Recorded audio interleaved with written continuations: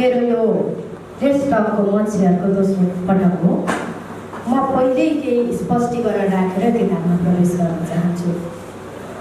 म समीक्षक होइन, विशुद्ध पाठक हुँ। यो किताब सानो छ, यो किताबको सिद्धान्त ठुला छ, त्यसैले म यो किताबमा यो कमजोरी भयो भन्ने औल्याउन सक्ने क्षमता राख्दिनँ जस्तो लाग्छ।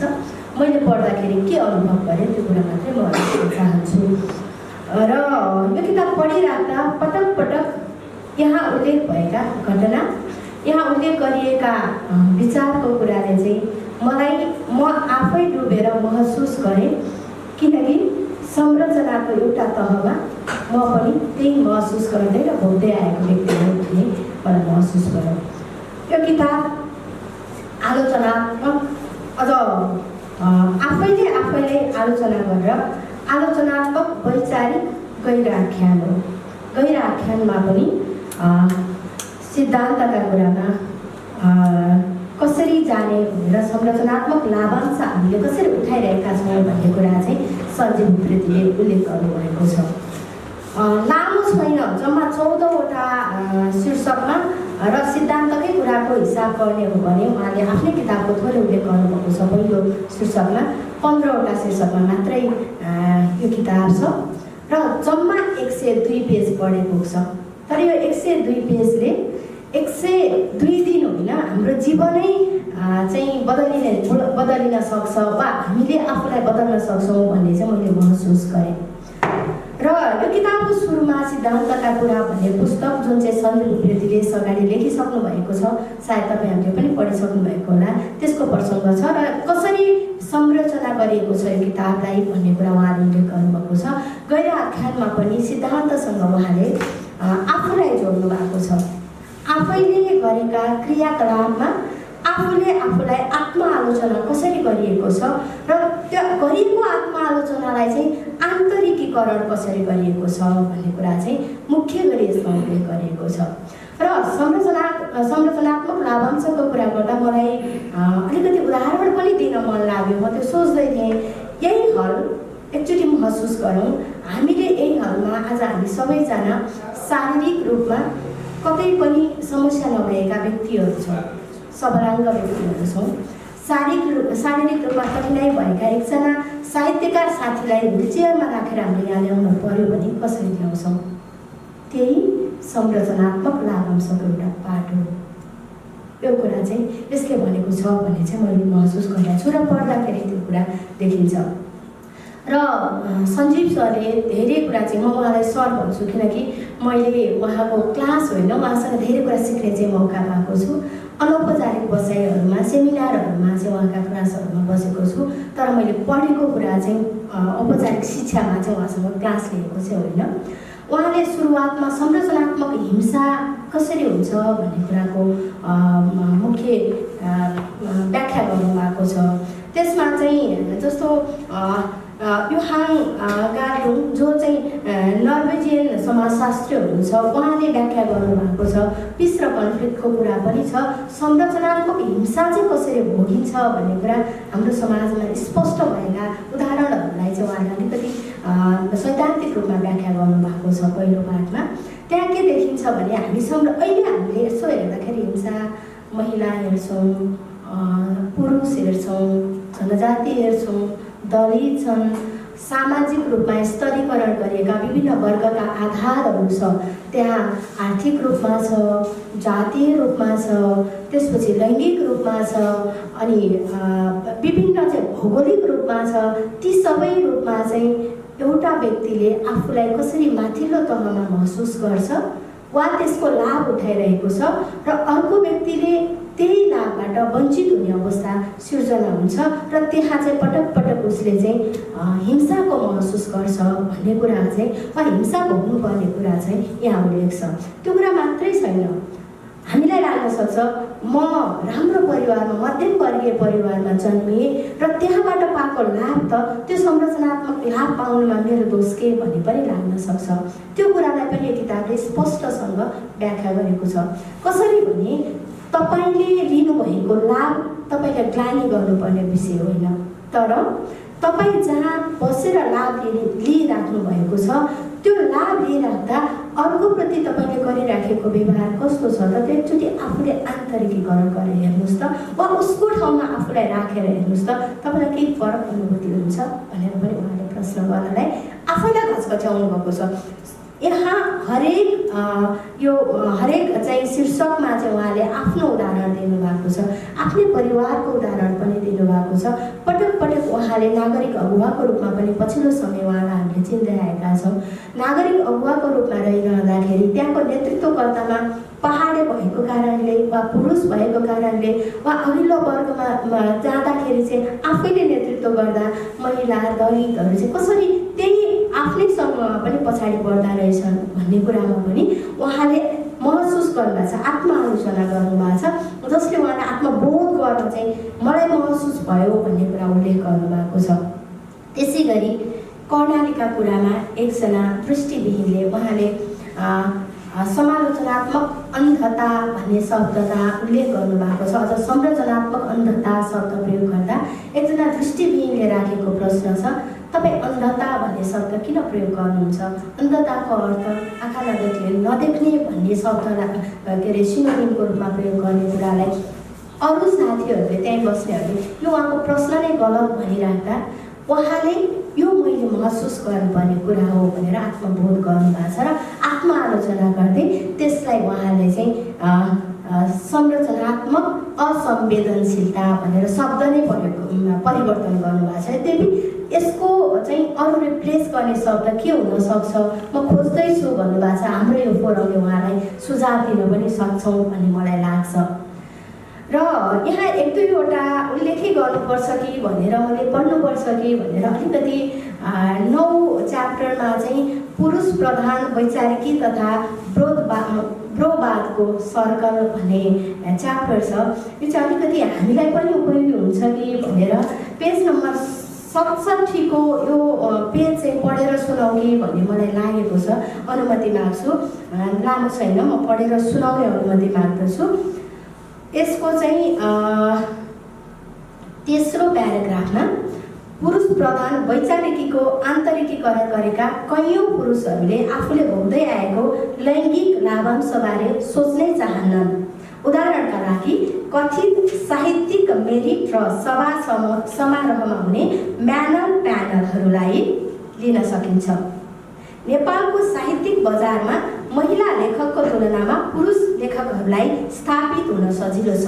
एउटा कारण संसारका धेरैजसो पुरुष प्रधान समाजहरूमा चाहिँ यही साहित्यिक मेरिट चिन्जानको आधारमा स्थापित हुने गर्छ, जुन हामीले नि महसुस गर्दै आएको छौँ। पत्रकारहरूदेखि लिएर समालोचकहरू समेत बढीजसो पुरुष नै भएकाले तिनले अपवाद बाहेक आफ्नै साथी सर्कलका पुरुष लेखकका कृतिहरूलाई नै पढ्छन्, छलफल गर्छन् र प्राथमिकतामा राख्छन्। यसबाहेक लेखक, समालोचक आदिको रमाइलो साहित्यिक भेटघाट प्राय साँझमा हुने गर्छ। हाम्रो एका बिहानै भयो, कति महिला उपस्थित हुन सक्यौँ, हामीले पनि आफूलाई प्रश्न गर्यौँ कि अपवाद बाहेक जति प्रतिष्ठित लेखक भए तापनि महिला लेखकलाई घरायसी दायित्वको बाध्यता अझै रहेकाले तिनलाई यस्ता रमाइला सर्कलमा नियमित उपस्थित जनाउन गाह्रै हुन्छ। त्यसैले गर्दा साहित्यिक मेरिटको दौडमा तिनीहरू बिस्तारै पछाडि छोड्दै जान्छन्। यो कुनै सुनियोजित षड्यन्त्र होइन। पुरुष समालोचक, पत्रकार, लेखक आदिले महिला लेखकलाई पछि पारौँ, हामी दाजुभाइ मात्रै अघि बढौँ भन्ने सोचेर कुनै योजना बनाएको हुँदैन। तर पुरुष प्रधान संरचना नै यस्तो छ कि त्यो आफै हुँदै जान्छ। यही हो लैङ्गिक लाभांशका कुरा, जुन चाहिँ हामीले महसुस गर्नुपर्ने, आन्तरिकीकरण गर्नुपर्ने, समालोचना गर्नुपर्ने वा संरचनामा कहाँ छौँ भनेर आफूले आफैलाई प्रश्न गर्नुपर्ने ठाउँ हो भन्ने मलाई लाग्छ। त्यसैले मैले पढेर सुनाउनलाई उपयुक्त हुने भन्ठाने। र हामी संरचनात्मक रूपमा लाभांश लिइराख्दाखेरि हामी कति संवेदनशील छौँ र आत्मआलोचनात्मक चेत हामीसँग कति छ भन्ने पनि प्रश्न गर्नुपर्छ भनेर लेखकले पटक पटक घचघच्याउनु भएको छ, ठाउँ ठाउँमा घचघच्याउनु भएको छ। समग्रमा भन्दा यो किताब हामीलाई आत्मआलोचनात्मक चेत लाई आत्मबोध गरिकन स्वरूपान्तरणमा कसरी लाग्ने भन्ने कुराको चाहिँ महसुस गराउने पुस्तक हो भन्ने मलाई लागेको छ। त्यसैले हामीले यो बुझ्नुपर्छ, अलिकति हामीले सोच्नुपर्छ र संरचनात्मक लाभ पाउनुमा मेरो के दोष भनेर बन्छिन हामी जतिको सर्कलले हुँदैन भन्ने मलाई लाग्छ। त्यो कुरा चाहिँ यो पुस्तकले उल्लेख गरेको छ। र म पार्ट टाइम भनौँ पढाउने पनि भएको कारणले सामाजिक भन्ने विषय पढाउँछु। सामाजिक अध्ययन भन्ने विषयमा विद्यार्थीहरूलाई कक्षा 11-12 विद्यार्थीहरूलाई आत्मआलोचना, समालोचनात्मक चिन्तन, आत्मबोध, स्वरूपान्तरण र आफूलाई कसरी चाहिँ ती कुराहरूलाई आन्तरिकीकरण गर्ने भन्ने कुरा पाठ्यक्रममा पनि रहेकोले यो कुरालाई चाहिँ मैले पाठ्यक्रमसँग रिलेट गरिकन पनि हेर्ने मौका पाएँ जस्तो लाग्छ यो किताब पढिराख्दाखेरि। र हामी सबैजना के भनिराखेका छौँ आजको दिनमा भन्दा हाम्रो नयाँ पुस्ताले समाज बुझेनन् भनिराखेका छौँ, हाम्रो नयाँ पुस्ताले समाजलाई पढ्नै सकेनन् भनिराखेका छौँ, उनीहरू समाजमा आएर आफ्ना कुरा राख्नै सकेनन् भनिराखेका छौँ। र हामीले पाएको संरचनात्मक लाभांशमा त्यो पुस्ताले आइराख्दाखेरि प्रविधिको लाभांश कसरी लिइराखेको छ र त्यो लाभांश नपाएका पुस्ताहरू चाहिँ प्रविधिको लाभांशबाट वा उनीहरूले त्यो वैचारिक रूपमा चाहिँ आफूलाई अझ जान्ने मौका पाउने अवसरबाट कसरी वञ्चित छ भन्ने कुरामा पनि सञ्जीव उप्रेतीले यो संरचनात्मक लाभांश पुस्तकमा उल्लेख गर्नुभएको छ। उहाँले यसलाई पनि जोडेर उल्लेख गर्नुभएको छ र उहाँले यसमा सामान्यतया, असामान्यतया र असंवेदनशीलताको शब्दलाई मात्रै लिएर पनि व्याख्या गर्नुभएको छ। हामीले हरेक कुराको महसुस कसरी गर्छौँ भन्ने कुरा पनि उल्लेख गर्नुभएको छ। यहाँ म थोरै कुरा भन्छु जुन चाहिँ पेज नम्बर 41मा उल्लेख छ। मैले सिलसिला ब्रेक गरेर भन्दैछु, अगाडिबाट पछाडि जाने सिलसिला मेरो पुस्तकको चर्चामा छैन किनकि प्रसङ्गमा प्राथमिकता केले पाउन सक्छ भन्ने कुरालाई मैले महत्त्व दिएको छु। यो कुरा तपाईँहरूलाई जानकारी गराउन चाहेँ। 41 पेजमा चाहिँ म अलिकति एउटा प्याराग्राफ पढेर सुनाउन चाहन्छु। सामाजिक स्क्रिप्टहरूद्वारा निर्मित मानिसको विषयगत मले वास्तवमा म को हुँ भनेर पत्तै पाउँदैन। युगौँदेखि चल्दै आएका तिनै सामाजिक संवादलाई थाहै नपाई दोहोऱ्याउँदै हामी मध्ये कयौँले महिलाले श्रीमानले का कुरामा सही थाप्दै घरको इज्जत जोगाउनुपर्छ भन्छौँ। कसैले मधेसीहरू भारतका दलाल हुन् भन्छौँ, कसैले जनजातिहरूलाई तार्किक क्षमता नभएका मानिसका रूपमा सोध्छौँ भने कसैले यौनिक र लैङ्गिक अल्पसङ्ख्यकहरूलाई विकृत मानसिकता भएका भन्दै अपमानित गर्छौँ। त्यसैले पनि सांस्कृतिक स्वतन्त्रताको चाहना राख्ने सबैले आफैप्रति क्यामेराको लेन्स फर्काएर आत्म-अवलोकन गरिरहन जरुरी छ। यो कुराले मलाई के लाग्छ भने हामीले पनि के गरिराखेका छौँ त भन्ने कुराको चेतना आउन जरुरी छ जस्तो लाग्छ। किनकि म एउटा प्रसङ्ग जोड्छु। म काठमाडौँ छँदा समकोट भन्ने टेलिभिजन कार्यक्रममा चाहिँ रिसर्च गर्थेँ, अनुसन्धान गर्थेँ। हामी त्रिभुवन विश्वविद्यालयमा मधेसी समुदायका केही विद्यार्थीहरूको चाहिँ विचार लिने भनेर पुगेका थियौँ। मसँगै एकजना साथी हुनुहुन्थ्यो, मेरो पनि अलिअलि कालो कालो फेस होइन, अझ गहुँ गोलो पढ भनेर भनिन्छ क्यारे। अनि अर्को एकजना त्यहाँ साथी केटी लेडिज भेटिनुभयो। अनि अर्को मेरो साथीले चाहिँ तपाईँ मधेसको होइन भनेर कुरा सुरु गर्नुभयो।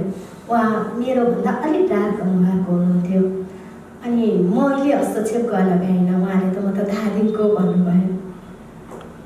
म बोलिनँ, त्यसपछि सरी भन्यौँ, दुवैजनाले सरी भन्यौँ र हामी हाम्रो चेत कहाँनिर छ, हामी कस्ता कस्तो बिम्बहरू निर्माण गरिराखेका छौँ त्यो कुरालाई प्रश्न गर्नुहोस् भन्ने कुरा चाहिँ यो पुस्तकले हामीलाई झकझकाएको छ भन्ने मैले महसुस गरेको छु। र मैले अघि सुरुमा अपाङ्गताको कुरा गरेँ। केही रिपोर्टिङहरू गर्दा चितवनमा यी होटलहरू जस्तै होटलहरू कार्यक्रम गर्न अपाङ्गता भएका व्यक्तिहरूले खोज्दा एउटा मात्रै होटल रहेछ जहाँ उहाँहरू व्हिलचेयर लिएर जान सक्नुहुने। त्यो हलमा बसेर उहाँले भन्नुहुन्थ्यो हामी यहाँभन्दा अन्त कतै गएर छलफल गर्ने ठाउँ पाउँदैनौँ भन्नुभएको थियो। भनेपछि चेतना कहाँबाट सुरु गर्ने, विवेचना कहाँबाट सुरु गर्ने भन्ने प्रश्न गर्ने ठाउँ हामीले राख्नुपर्छ भन्ने लाग्छ। सञ्जीव कुमार उप्रेती आफै पनि के गर्नुहुँदो रहेछ भने उहाँ आफैलाई म ड्रेस सेन्स कम भएको मान्छे भनेर भन्नुहुन्छ। उहाँले किताबमा पनि उल्लेख गर्नुभएको छ। उहाँले आफ्नो ड्रेस चाहिँ अर्गनाइज गरेर राख्ने त्यति धेरै बानी नभएको कारण लामो समयसम्म उहाँको म्याडम पनि हुनुहुन्छ, साहित्यकार हुनुहुन्छ, अक्षर क्रिएसन यो किताब निस्किएकै प्रकाशन गृह पनि सञ्चालन गर्नुहुन्छ। उहाँको कपडाको व्यवस्थापन गरिदिनु हुँदो रहेछ। त्यो कुरा चाहिँ लामो समयपछि आएर मात्रै उहाँले त्रिभुवन विश्वविद्यालयमा प्राध्यापन गर्दा पनि उहाँलाई त्यो महसुस भएन अरे। तर धेरै पछि आएपछि चाहिँ ओहो मैले त यो संरचनागत लाभ त लिइराखेको रहेछु मेरो परिवारमै भन्ने उहाँलाई महसुस भएर मैले त्यो छाडेँ भन्ने कुरा चाहिँ गर्नुभएको छ। चितवनमै भएको एउटा अन्तर्क्रियामा पनि त्यो कुरा उहाँले किताबमै उल्लेख गर्नुभएको छ। चितवनमै भएको एउटा अन्तर्क्रियामा पनि उहाँले उल्लेख गर्नुभएको कुरा यो किताबमा रिफ्लेक्ट भएको मैले पाएँ। उहाँले एउटा अन्तर्क्रियामा भन्नुभएको थियो म मेरो छोरीको विवाह दलित केटासँग गर्न चाहन्थेँ भन्नुभएको थियो, तर मैले सकिनँ। कसरी सकिनँ भन्ने कुरा पनि उहाँले उल्लेख गर्नुभयो। उहाँ काठमाडौँमा बस्ने आफूलाई मध्यमवर्गीय भन्न रुचाउनुहुन्छ, मध्यमवर्गीय परिवारको प्रतिनिधित्व गर्नुहुन्छ। उहाँले आफ्ना दुई छोरीलाई राम्रो नेपालमा गनिएका मध्ये बोर्डिङ स्कुलमा पढाउनु भयो र छोरीहरूलाई दलित चाहिँ प्रेमी खोज भनेर उहाँले खुला भन्नुभएको छ। तर उहाँको छोरीहरूले दलित प्रेमी भेटेनन्। किन भेटेनन् भने उनीहरूले पढ्ने विद्यालयमा उनीहरू समान भेटिने ठाउँमा त्यो संरचनामा दलितहरू भेटिएका थिएनन्, पुगेका थिएनन् वा त्योसम्म उहाँको समकक्षीको रूपमा दलितहरू पुगेका थिएनन्। मलाई यो कुराले एकदमै धेरै हीनताबोध गर्छ भनेर उहाँ आफैले स्पष्टसँग भन्नुभएको कुरा यो 83 असारमा आएर किताबमा उल्लेख नभए पनि उहाँले उल्लेख गरेका विषयहरू पनि देखिन्छ। र यहाँ बलात्कारका कुराहरू पनि छन्। हाम्रो समाजमा प्रस्तुत हुने टेलिभिजनका कार्यक्रमहरू अनि विभिन्न चलचित्रहरू हामीले सोच्दै आएको हाम्रो सामाजिकीकरणको प्रक्रिया सबैबाट अवचेतन मनमा नै एउटा वर्गमा रहेकाले कसरी संरचनात्मक लाभांश लिइरहेको छ मात्रै होइन, त्यो लाभांशको थट विचार चाहिँ बोकेर आइराखेको छ। त्यसले चाहिँ समाजलाई कसरी हानि गरिरहेको छ भन्ने कुरा बलात्कारका घटनाहरू पनि उल्लेख गर्नुभएको छ। मिटर ब्याज पीडितहरूका कथाहरूलाई पनि उहाँले विवरणात्मक रूपमा उल्लेख गर्दै सिद्धान्तसँग जोड्नु भएको छ। त्यसैले यो किताब हामी सबैले जम्मा 102 पेजको छ, तर जीवन बदल्ने ओखतीको रूपमा लिन सक्छौँ, स्वयंलाई बदल्ने, स्वयंको सोच परिवर्तन गर्ने भन्ने चाहिँ मलाई महसुस भएको छ। र तपाईँहरू सम्पूर्णलाई पढ्न सिफारिस पनि गर्छु म यो पाठकको रूपमा। यति भन्दै यो अवसरको लागि कति न्याय गर्न सकेँ, समालोचना गर्न जान्ने मान्छे म होइन, फेरि पनि मैले सुरुमा भनेको कुरा दोहोऱ्याएँ भन्दै मेरो यो मलाई दिनुभएको अवसरको लागि लेट्स टक परिवारलाई धन्यवाद दिँदै बिदा हुन्छु। नमस्कार, धन्यवाद।